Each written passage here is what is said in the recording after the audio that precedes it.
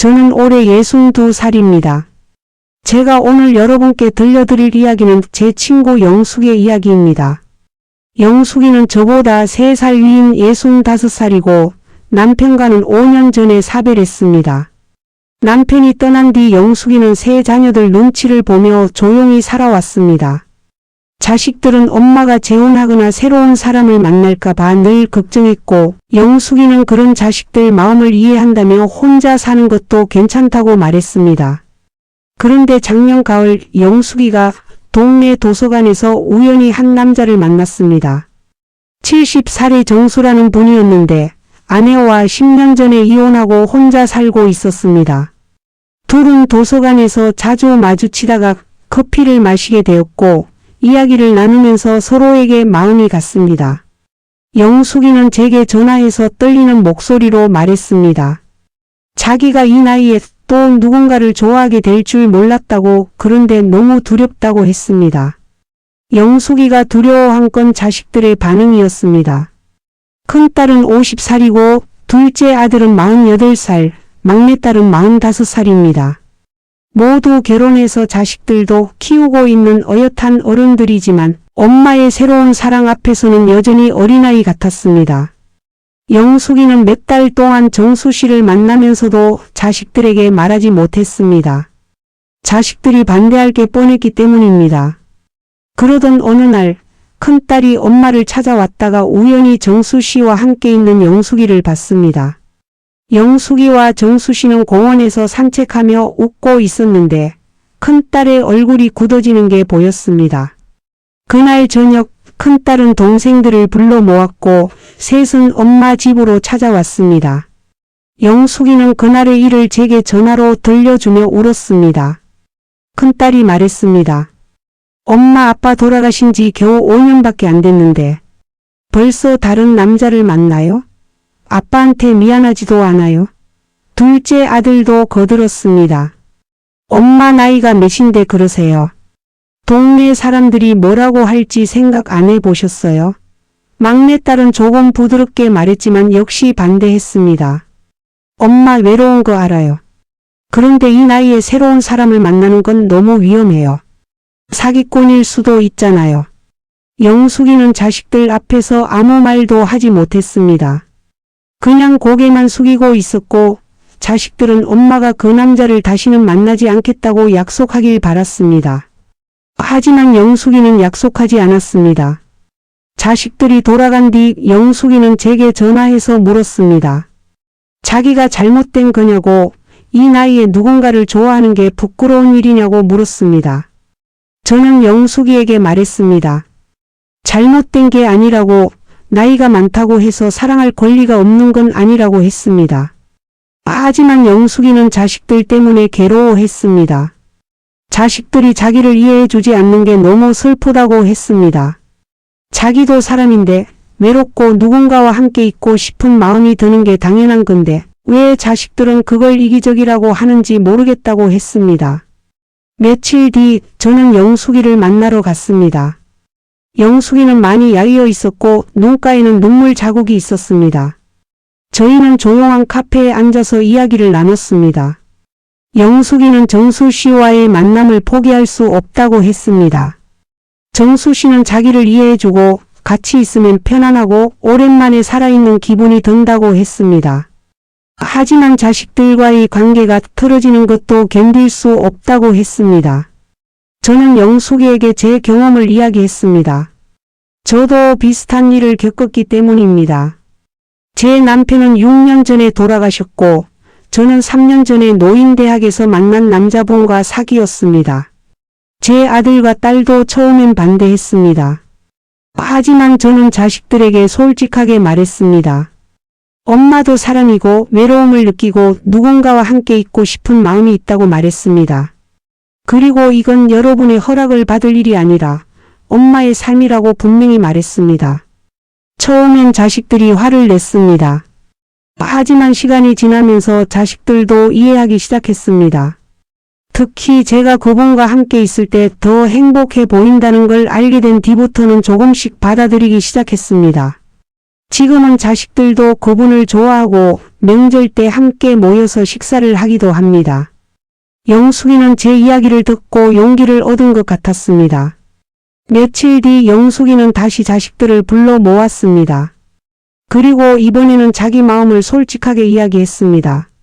엄마도 사람이고 외로움을 느낀다고, 정수 씨와 함께 있으면 행복하다고, 여러분이 반대하는 건 알지만 엄마의 선택을 존중해 달라고 말했습니다. 큰딸은 여전히 화가 난 표정이었지만 막내딸은 울면서 말했습니다. 엄마 미안해요. 엄마 행복이 중요한 건데 우리가 너무 이기적이었어요. 둘째 아들도 한숨을 쉬며 말했습니다. 엄마가 행복하시면 됐죠. 큰딸도 결국은 고개를 끄덕였습니다. 쉽게 받아들일 순 없지만 엄마 뜻을 막을 순 없다고 했습니다. 그날 이후 영숙이는 정수 씨와 당당하게 만나기 시작했습니다. 자식들도 조금씩 정수 씨를 알아가면서 마음을 열기 시작했습니다. 정수 씨가 진심으로 엄마를 아끼고 존중한다는 걸 알게 됐기 때문입니다.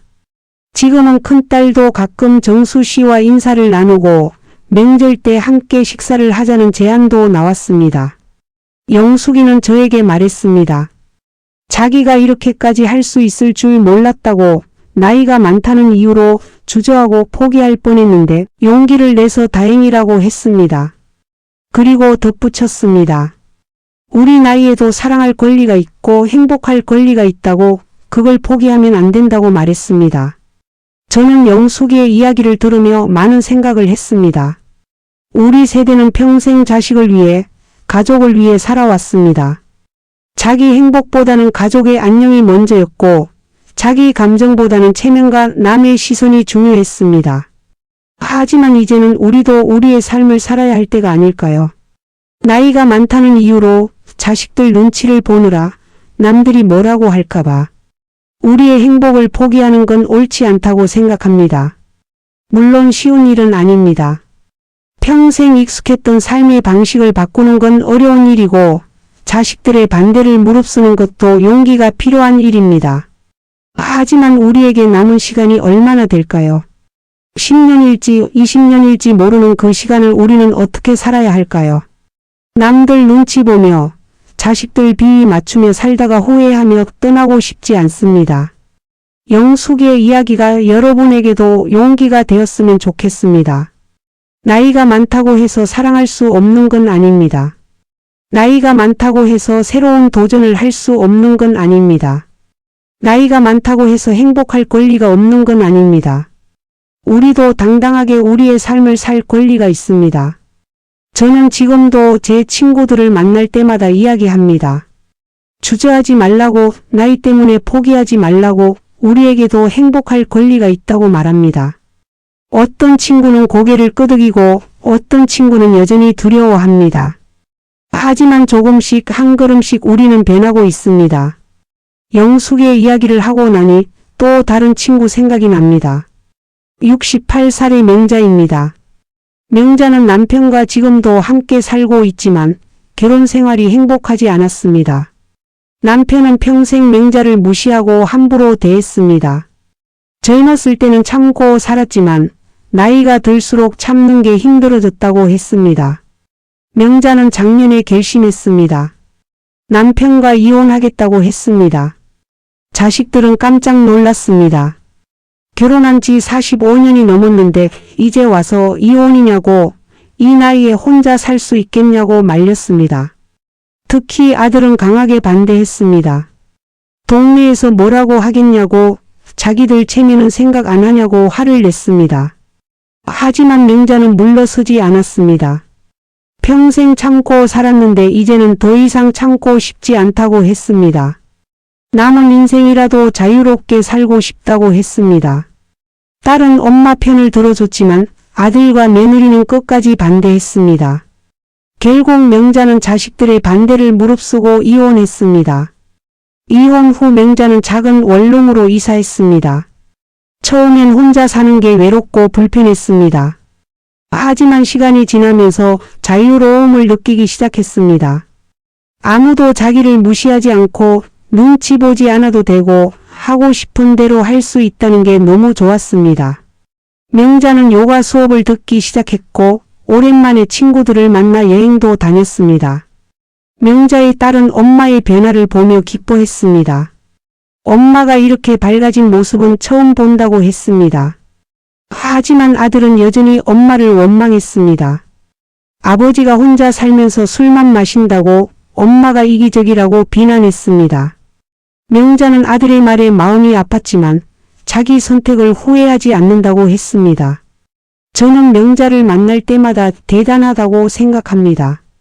그 나이에 새로운 삶을 시작한다는 게 얼마나 큰 용기가 필요한지 알기 때문입니다. 명자는 저에게 말했습니다. 처음엔 정말 무서웠다고 혼자 살 수 있을지, 경제적으로 버틸 수 있을지 두려웠다고 했습니다. 하지만 해보니까 할 수 있더라고 했습니다. 명자의 이야기를 듣고 저도 많은 걸 배웠습니다. 나이가 많다고 해서 새로운 시작이 불가능한 건 아니라는 것을 알게 됐습니다. 물론 쉬운 일은 아니지만 불가능한 일도 아닙니다. 용기만 있다면 그리고 자기 자신을 믿는다면 무엇이든 할 수 있습니다. 또 다른 친구 이야기를 하나 더 하겠습니다. 65살의 순이입니다. 순이는 평생 그림을 그리고 싶었지만 한 번도 제대로 배워본 적이 없었습니다. 젊었을 때는 살림하고 자식 키우느라 바빴고 중년이 되어서는 손주들 돌보느라 시간이 없었습니다. 그러다 보니 어느새 60이 넘었습니다. 작년에 순이가 저에게 말했습니다. 미술학원에 다니고 싶다고. 그런데 이 나이에 학원을 다니는 게 우스운 일 같아서 주저된다고 했습니다. 저는 순이에게 당장 등록하라고 했습니다. 나이가 뭐가 중요하냐고 하고 싶으면 하는 거라고 했습니다. 순이는 용기를 내서 동네 미술학원에 등록했습니다. 처음엔 어색하고 창피했다고 합니다. 학원에 있는 다른 학생들은 대부분 젊은 사람들이었고 순이만 나이가 많았습니다. 손도 떨리고 그림도 제대로 그려지지 않았습니다. 하지만 순이는 포기하지 않았습니다. 몇 달이 지나자 순이의 실력이 늘기 시작했습니다. 선생님도 순이를 칭찬했고 다른 학생들도 순이를 존경하기 시작했습니다. 그 나이에도 새로운 걸 배우려는 열정이 대단하다고 했습니다. 순이는 이제 매일 그림을 그립니다. 아침에 일어나면 제일 먼저 캔버스 앞에 앉고 저녁에 잠들기 전까지 붓을 놓지 않습니다. 순이는 저에게 말했습니다. 평생 하고 싶었던 걸 이제야 하게 됐는데 너무 행복하다고, 왜 진작 시작하지 않았을까 후회된다고 했습니다. 저는 순이에게 말했습니다. 지금이라도 시작한 게 어디냐고, 늦은 게 아니라고 했습니다. 순이의 이야기를 들으며 저도 용기를 얻었습니다. 저는 오래전부터 글을 쓰고 싶었습니다. 제 인생 이야기를, 제가 겪은 일들을 글로 남기고 싶었습니다. 하지만 늘 미뤘습니다. 나이도 많고 글 실력도 없는데 무슨 글을 쓰냐고 스스로를 말렸습니다. 하지만 순이의 이야기를 듣고 나서 저도 시작했습니다. 매일 조금씩 글을 쓰기 시작했습니다. 처음엔 어색하고 서툴렀지만 점점 익숙해졌습니다. 지금은 하루에 1시간씩 꼭 글을 씁니다. 제 인생 이야기를, 제가 만난 사람들 이야기를, 제가 느낀 감정들을 글로 남기고 있습니다. 자식들은 처음엔 이상하게 생각했습니다. 엄마가 왜 갑자기 글을 쓰냐고, 무슨 일이 있냐고 물었습니다. 저는 그냥 하고 싶어서 한다고 말했습니다. 자식들은 더 이상 묻지 않았지만 가끔 제가 쓴 글을 보여주면 읽어줍니다. 그리고 생각보다 잘 쓴다고 계속 쓰라고 응원해 줍니다. 저는 요즘 제 친구들에게 자주 말합니다. 하고 싶은 거 있으면 하라고, 나이 핑계 대지 말라고 합니다. 어떤 친구는 춤을 배우고 싶다고 해서 댄스 학원을 추천해 줬습니다. 어떤 친구는 외국어를 배우고 싶다고 해서 온라인 강의를 알려줬습니다. 어떤 친구는 봉사활동을 하고 싶다고 해서 같이 복지관에 등록했습니다. 우리 모두 조금씩 변하고 있습니다. 나이가 많다는 이유로 포기했던 것들을 다시 시도하고 있습니다. 물론 쉽지 않습니다. 몸도 예전 같지 않고 기억력도 떨어지고 새로운 걸 배우는 속도도 느립니다. 하지만 그게 뭐 어떻습니까? 천천히 가면 되고 못하면 다시 하면 되고 실패해도 괜찮습니다. 중요한 건 시도하는 겁니다. 나이 때문에, 남들 시선 때문에, 자식들 눈치 때문에 포기하지 않는 겁니다. 우리에게도 꿈이 있고 하고 싶은 게 있고 이루고 싶은 게 있습니다. 그걸 포기할 이유가 없습니다. 저는 지난주에 동창회에 갔습니다. 50년 만에 만난 친구들도 있었습니다. 모두 나이가 들었지만 여전히 반가웠습니다. 우리는 옛날 이야기도 하고 지금 하고 있는 일들도 나눴습니다. 놀라운 건 많은 친구들이 새로운 일을 시작했다는 겁니다. 어떤 친구는 카페를 차렸고 어떤 친구는 자원봉사를 하고 있고 어떤 친구는 등산 모임을 만들었습니다. 모두 예전과는 다른 삶을 살고 있었습니다. 그리고 모두 행복해 보였습니다. 나이가 들었지만 여전히 활기차고 열정적이고 삶을 즐기고 있었습니다. 동창회가 끝나고 집에 돌아오면서 저는 생각했습니다. 우리 세대가 이렇게 변하고 있구나. 더 이상 나이 때문에 주저하지 않는구나 하고 생각했습니다. 물론 아직도 많은 분들이 주저하고 있습니다. 나이가 많다는 이유로, 늦었다는 이유로 포기하는 분들도 많습니다. 하지만 저는 말하고 싶습니다. 늦은 게 아니라고, 아직 시간이 있다고, 지금이라도 시작하면 된다고 말입니다. 제 이야기를 좀 더 해보겠습니다. 저는 남편과 45년을 함께 살았습니다. 남편은 좋은 사람이었지만 우리 사이에는 언제나 벽이 있었습니다. 남편은 말이 없는 사람이었고 저는 대화가 필요한 사람이었습니다. 결혼 초반에는 남편을 바꾸려고 애썼지만 시간이 지나면서 포기했습니다. 그냥 이렇게 사는 거라고, 모든 부부가 다 이렇게 산다고 스스로를 위로했습니다. 남편이 세상을 떠나고 나서 저는 한동안 멍하게 지냈습니다. 슬프기도 했지만 동시에 이상한 해방감도 느꼈습니다. 더 이상 남편 눈치를 보지 않아도 되고 하고 싶은 대로 할 수 있다는 생각이 들었습니다. 그런 생각을 하는 제 자신이 나쁜 사람 같아서 죄책감도 들었습니다. 장례를 치르고 49제까지 끝내고 나니 집이 너무 조용했습니다. 자식들은 각자 바쁘게 살고 저는 혼자 남았습니다. 처음엔 텔레비전만 보며 하루하루를 보냈습니다. 그러다가 어느 날 문득 생각했습니다. 이렇게 살다가 죽을 수는 없다고, 남은 인생을 의미 있게 살고 싶다고 생각했습니다. 그때 마침 복지관에서 노인대학 모집 공고를 봤습니다. 컴퓨터 수업, 영어 회화, 사진 촬영 같은 다양한 프로그램이 있었습니다. 저는 용기를 내서 등록했습니다. 처음 수업에 갔을 때 떨렸습니다. 새로운 사람들을 만나는 것도 오랜만이었고 배우는 것도 오랜만이었습니다. 컴퓨터 수업은 정말 어려웠습니다. 마우스를 쓰는 것도 서툴렀고 키보드로 글자를 치는 것도 느렸습니다. 젊은 강사는 친절하게 가르쳐줬지만 저는 따라가기 힘들었습니다. 몇 번이나 포기하고 싶었습니다. 이 나이에 무슨 컴퓨터냐고, 그냥 집에서 쉬는 게 낫겠다고 생각했습니다. 그런데 수업에서 만난 다른 할머니들도 저처럼 서툴렀습니다. 다들 천천히 배워가고 있었고 서로 도와가며 수업을 들었습니다. 저보다 나이가 많은 할머니는 68살인데도 열심히 배우고 있었습니다. 그분을 보면서 저도 힘을 얻었습니다. 석 달쯤 지나니까 조금씩 익숙해졌습니다. 인터넷으로 뉴스도 보고 이메일도 보내고 사진도 저장할 수 있게 됐습니다. 자식들에게 카카오톡으로 메시지를 보냈을 때 아들이 깜짝 놀랐습니다. 엄마가 언제 카카오톡을 배웠냐고 대단하다고 칭찬해 줬습니다. 그 칭찬이 얼마나 기뻤는지 모릅니다. 노인대학에서 친구들도 사귀었습니다. 비슷한 나이의 여자분들과 함께 점심을 먹고 수업 끝나고 커피도 마시고 가끔 영화도 봤습니다. 오랜만에 친구들과 수다를 떨고 웃으니까 살아있다는 느낌이 들었습니다.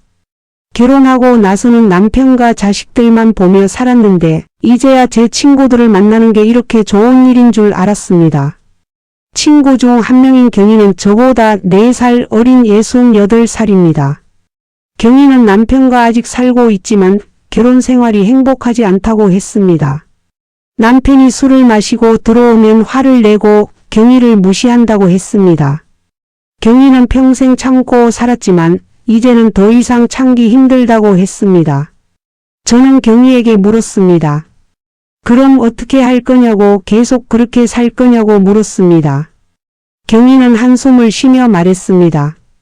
이혼하고 싶지만 용기가 안 난다고, 혼자 살 자신이 없다고 했습니다. 자식들도 반대할 게 뻔하고 경제적으로도 불안하다고 했습니다. 저는 경희에게 명자 이야기를 해줬습니다. 명자가 어떻게 용기를 내서 이혼했고 지금은 얼마나 자유롭고 행복하게 사는지 이야기해줬습니다. 경희는 제 이야기를 듣고 눈물을 흘렸습니다. 자기도 그렇게 살고 싶다고 하지만 너무 무섭다고 했습니다. 저는 경희에게 말했습니다. 무서운 게 당연하다고, 하지만 평생 불행하게 사는 것보다는 용기를 내서 바꾸는 게 낫지 않겠냐고 했습니다. 물론 쉬운 결정은 아니지만 경희가 행복할 권리가 있다고 말했습니다. 경희는 고개를 끄덕이며 생각해 보겠다고 했습니다. 몇 달 뒤 경희가 저에게 전화했습니다. 남편에게 이혼을 요구했다고. 남편은 처음엔 화를 냈지만 결국 받아들였다고 했습니다. 자식들은 반대했지만 경희는 물러서지 않았다고 했습니다. 경희의 목소리에는 두려움도 있었지만 동시에 결연함도 느껴졌습니다. 경희는 지금 이혼 절차를 밟고 있습니다. 쉽지 않은 과정이지만 경희는 후회하지 않는다고 했습니다. 오히려 왜 진작하지 않았을까 싶다고, 남은 인생이라도 자유롭게 살고 싶다고 했습니다. 저는 경희를 응원하고 있습니다. 힘들 때마다 전화해서 이야기를 나누고 가끔 만나서 밥도 먹고 위로도 해줍니다. 이런 이야기들을 하다 보니 또 다른 친구 생각이 납니다. 61살의 미자입니다. 미자는 평생 남편 뒷바라지만 하며 살았습니다. 남편은 성공한 사업가였고 미자는 내조를 잘하는 아내였습니다. 남편이 70살에 은퇴하고 나서 둘은 여행도 다니고 취미 생활도 하며 잘 지냈습니다. 그런데 작년에 남편이 치매 진단을 받았습니다. 초기 단계였지만 점점 심해지고 있었습니다. 미자는 남편을 돌보느라 하루하루가 힘들었습니다. 자식들은 요양원에 보내자고 했지만 미자는 거부했습니다. 평생 함께 산 남편을 요양원에 보낼 수 없다고 했습니다. 하지만 시간이 갈수록 미자의 몸과 마음이 지쳐갔습니다. 남편은 밤낮이 바뀌어서 밤에 돌아다니고 미자를 알아보지 못할 때도 있었습니다. 미자는 제대로 잠도 자지 못하고 친구들도 만나지 못했습니다. 몸무게가 빠지고 우울증도 생겼습니다. 저는 미자를 만나서 말했습니다. 이렇게 가다간 미자가 먼저 쓰러질 거라고, 요양원을 알아보는 게 어떻겠냐고 했습니다. 미자는 눈물을 흘리며 말했습니다. 그럴 수 없다고, 남편을 버리는 것 같아서 못하겠다고 했습니다. 저는 미자에게 말했습니다. 요양원에 보내는 게 버리는 게 아니라고, 전문가들이 더 잘 돌볼 수 있다고, 미자도 자기 건강을 챙겨야 한다고 했습니다. 며칠을 고민하던 미자가 결국 결심했습니다. 남편을 좋은 요양원에 모시기로 했습니다. 자식들도 찬성했고 함께 여러 요양원을 둘러봤습니다. 시설도 좋고 직원들도 친절한 곳을 찾아서 남편을 모셨습니다. 처음엔 미자가 너무 죄책감에 시달렸습니다. 매일 요양원에 가서 남편을 돌봤고 집에 돌아오면 울었습니다. 하지만 시간이 지나면서 조금씩 마음이 편해졌습니다. 남편이 전문적인 치료를 받고 규칙적인 생활을 하면서 오히려 상태가 안정됐기 때문입니다. 미자도 이제는 제대로 잠을 자고 친구들도 만나고 자기 시간을 갖게 됐습니다. 여전히 남편이 보고 싶고 요양원에 자주 가지만 예전처럼 하루 종일 돌보지 않아도 된다는 게 마음이 편하다고 했습니다. 미자는 저에게 말했습니다. 결정하기까지 너무 힘들었지만 지금은 이게 남편과 자기 모두를 위한 최선의 선택이었다고 생각한다고 했습니다. 미자의 이야기를 하고 나니 제 동생 이야기도 떠오릅니다. 제 동생은 69살이고 남편과는 15년 전에 이혼했습니다. 동생은 혼자 살면서 아들 둘을 키웠고 지금은 손주들도 봐주며 바쁘게 살고 있습니다. 동생은 저에게 자주 전화해서 하소연합니다. 자기 인생은 없고 늘 자식들과 손주들을 위해 살고 있다고 불평합니다. 저는 동생에게 말합니다. 그만 좀 봐주고 내 인생을 살라고. 손주 봐주는 게 의무가 아니라고 말합니다. 하지만 동생은 아들들이 맞벌이를 하는데 손주를 누가 보겠냐고 어린이집에 보내면 돈도 많이 들고 아이들도 불쌍하다고 합니다. 저는 동생이 안타깝습니다. 평생 누군가를 위해 살았는데 이제는 자기를 위해 살아야 할 때인데도 여전히 다른 사람들을 위해 희생하고 있습니다. 작년에 동생이 허리를 다쳤습니다. 손주를 안아주다가 삐끗했는데 병원에 가보니 디스크가 심하게 나빠져 있었습니다. 의사는 수술을 해야 한다고 했고 당분간 무거운 것을 들면 안 된다고 했습니다. 동생은 아들들에게 말했습니다. 당분간 손주를 봐줄 수 없다고 허리 치료를 해야 한다고 했습니다. 큰아들은 이해한다고 했지만 둘째 아들은 불평했습니다. 그럼 자기 아이는 누가 보냐고 엄마가 조금만 참으면 안 되냐고 했습니다. 동생은 화가 났지만 참았습니다. 그리고 제게 전화해서 울었습니다. 자기가 아파서 손주를 못 봐주는데 아들이 원망한다고 자기는 그저 아픈 게 죄가 됐다고 울먹였습니다. 저는 동생에게 화를 냈습니다. 왜 아들한테 똑바로 말하지 않느냐고. 내 건강이 제일 중요한 거라고. 손주 봐주는 건 내 의무가 아니라고 말했습니다. 동생은 알고 있다고 했지만 아들들한테 미안하다고 했습니다. 저는 답답했지만 더 이상 말하지 않았습니다. 동생이 스스로 깨달아야 한다고 생각했습니다. 수술을 하고 동생은 3달 동안 쉬었습니다. 처음엔 손주들이 보고 싶고 아들들이 힘들어하는 게 미안했습니다. 하지만 시간이 지나면서 동생의 생각이 바뀌기 시작했습니다. 쉬면서 오랜만에 자기 시간을 가지니까 그동안 얼마나 자기를 희생했는지 깨닫게 됐습니다. 동생은 복지관에서 하는 수채화 교실에 등록했습니다. 젊었을 때 그림 그리는 걸 좋아했는데 결혼하고 나서는 한 번도 붓을 잡아본 적이 없었습니다. 처음엔 서툴렀지만 점점 실력이 늘었고 그림 그리는 시간이 너무 행복했습니다. 수업이 끝나고 같이 수업을 듣는 사람들과 차를 마시며 이야기를 나누는 것도 즐거웠습니다. 허리가 나아서 다시 손주를 봐줄 수 있게 됐을 때 동생은 아들들에게 말했습니다. 일주일에 이틀만 봐주겠다고 나머지 날은 자기 시간을 갖겠다고 했습니다. 둘째 아들은 불만스러워했지만 동생은 물러서지 않았습니다. 자기도 자기 인생이 있고 하고 싶은 게 있다고 분명히 말했습니다. 지금 동생은 일주일에 이틀은 손주를 봐주고 나머지 날은 수채화 교실에 가거나 친구들을 만나거나 혼자 시간을 보냅니다. 동생은 저에게 말했습니다. 왜 진작 이렇게 하지 못했을까? 평생 다른 사람들 눈치만 보며 살았는데 이제야 자기 인생을 사는 것 같다고 했습니다. 동생의 변화를 보면서 저도 많은 걸 느꼈습니다. 우리 세대 여자들은 평생 누군가를 위해 살았습니다. 어렸을 때는 부모를 위해, 결혼해서는 남편을 위해, 아이를 낳고는 자식을 위해, 나이가 들어서는 손주를 위해 살았습니다.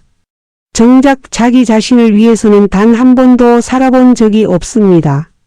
하지만 이제는 달라져야 한다고 생각합니다.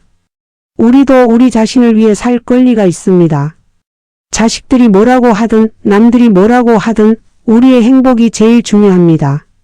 나이가 많다고 해서 할머니라고 해서 우리의 꿈과 욕망을 포기할 필요는 없습니다. 요즘 제 주변의 친구들을 보면 조금씩 변하고 있습니다. 예전에는 자식들 눈치를 보며 조용히 살았는데 이제는 당당하게 자기 의견을 말하고 자기가 하고 싶은 일을 합니다. 손주 봐주기를 거절하고 여행을 가고 취미 생활을 즐기고 새로운 사람들을 만납니다. 물론 자식들이 불평하기도 합니다. 엄마가 예전 같지 않다고 할머니가 할머니답지 않다고 말합니다. 하지만 우리는 더 이상 그런 말에 흔들리지 않습니다. 우리도 사람이고 우리도 행복할 권리가 있고 우리도 우리 인생을 살 권리가 있습니다. 제 친구 중에 63살의 옥순이가 있습니다. 옥순이는 남편과 사별한 뒤 혼자 살고 있는데 작년에 등산 동호회에 가입했습니다. 매주 토요일마다 산에 오르고 동호회 사람들과 친하게 지냅니다.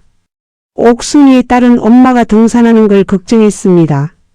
나이도 많은데 다치면 어쩌냐고 집에서 편하게 쉬는 게 낫지 않겠냐고 말했습니다. 하지만 옥순이는 딸의 말을 듣지 않았습니다. 등산을 하면 건강에도 좋고 친구들도 만나고 무엇보다 살아있다는 느낌이 든다고 했습니다. 집에만 있으면 우울해지고 생각만 많아진다고 했습니다. 딸은 결국 엄마의 뜻을 존중하기로 했고 지금은 엄마가 등산 가는 걸 응원해 줍니다. 옥순이는 등산하면서 인생이 바뀌었다고 합니다. 몸도 건강해졌고 마음도 밝아졌고 새로운 친구들도 생겼습니다. 등산 동호회에서 만난 70살의 남자분과 사귀기도 시작했습니다. 딸은 처음엔 놀랐지만 엄마가 행복해하는 모습을 보고 축복해줬습니다. 옥순이의 이야기를 들으며 저도 용기를 얻었습니다. 나이가 많다고 해서 새로운 도전을 하지 못할 이유는 없습니다. 나이가 많다고 해서 사랑을 하지 못할 이유도 없습니다. 우리에게도 여전히 가능성이 있고 기회가 있고 미래가 있습니다. 저는 요즘 제 인생을 돌아보며 생각합니다. 지금까지는 다른 사람들을 위해 살았다면 이제부터는 나를 위해 살아야겠다고 생각합니다. 자식들도 다 컸고 손주들도 잘 크고 있고 이제는 제 시간입니다. 하고 싶었던 일들을 하고 가고 싶었던 곳들을 가고 만나고 싶었던 사람들을 만나려고 합니다. 나이가 많아서 주저하는 분들에게 말하고 싶습니다. 주저하지 마세요. 늦은 게 아닙니다. 지금이 바로 시작할 때입니다. 자식들이 뭐라고 하든 남들이 뭐라고 하든 여러분의 행복이 제일 중요합니다. 용기를 내세요. 여러분도 할 수 있습니다. 저는 지난달에 제 생애 처음으로 혼자 여행을 다녀왔습니다. 72년을 살면서 혼자 여행을 간다는 생각은 한 번도 해본 적이 없었습니다. 항상 누군가와 함께였습니다. 어렸을 때는 가족과 결혼해서는 남편과 남편이 떠나고 나서는 자식들과 함께였습니다. 혼자 어딘가를 간다는 건 상상도 못했습니다. 그런데 노인대학에서 만난 친구가 혼자 제주도를 다녀온 이야기를 들려줬습니다. 76살의 나이에 혼자 비행기를 타고 혼자 숙소를 찾아가고 혼자 밥을 먹고 혼자 바다를 보며 걸었다고 했습니다. 처음엔 두렵고 외로웠지만 시간이 지나면서 자유로움을 느꼈다고 평생 그렇게 자유로운 적이 없었다고 했습니다. 친구의 이야기를 듣고 저도 혼자 여행을 가보고 싶어졌습니다. 하지만 두려웠습니다. 이 나이에 혼자 여행을 가는 게 위험하지 않을까? 길을 잃으면 어쩌나, 아프면 어쩌나 걱정이 앞섰습니다. 자식들에게 말했더니 역시나 반대했습니다. 엄마 혼자 무슨 여행이냐고 위험하다고 자기들이 시간 내서 같이 가겠다고 했습니다. 하지만 저는 혼자 가고 싶었습니다. 누군가와 함께가 아니라 온전히 혼자만의 시간을 갖고 싶었습니다. 자식들을 설득했고 결국 허락을 받았습니다. 경주로 2박 3일 여행을 계획했습니다. 기차표를 예매하고 숙소를 예약하고 가고 싶은 곳들을 알아봤습니다. 준비하는 과정이 설레기도 하고 두렵기도 했습니다. 여행 가는 날 아침 자식들이 전화했습니다. 조심하라고 무슨 일 있으면 바로 연락하라고 핸드폰 꼭 챙기라고 신신당부했습니다. 저는 걱정하지 말라고 잘 다녀오겠다고 말하고 집을 나섰습니다. 기차역까지 가는 내내 가슴이 두근거렸습니다. 정말 혼자 잘 다녀올 수 있을까 불안했습니다. 기차에 올라 창밖을 바라보는데 이상한 기분이 들었습니다.